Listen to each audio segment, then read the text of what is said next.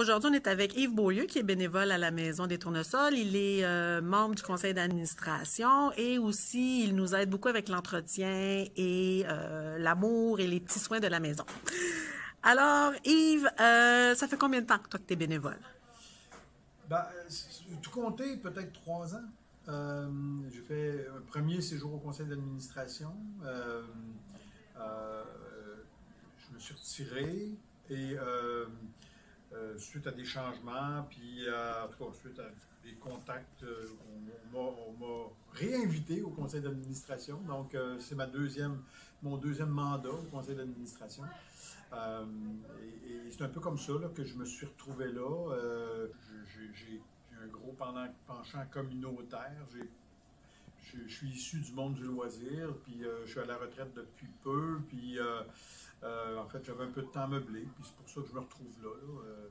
C'est par j'ai besoin de rencontrer du monde, puis j'ai besoin de me sentir utile, donc c'était un peu une opportunité là, que la maison m'offrait, même si on n'est pas de la région, je suis de Contrecœur, mais j'ai beaucoup d'affinité avec les valeurs, puis avec les intentions de la Maison des Tournesols, puis je me sens dans mon élément ici.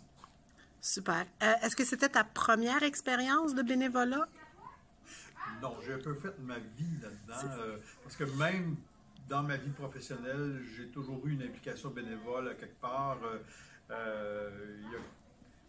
L'année dernière, j'étais sur 4 conseils d'administration. Je préside la colonie des grèves à Contrecœur. J'étais sur un autre organisme qui s'appelait Culture C. J'ai vraiment roulé ma bosse dans toutes sortes, dans des organismes de tout acabit. La Maison des Tournesols, c'est venu comme compléter la palette, je dirais. Parfait. Puis, la chose que tu aimes le plus du bénévolat? L'espèce de sentiment que tu fais quelque chose qui sert à quelqu'un, puis qui est apprécié par quelqu'un.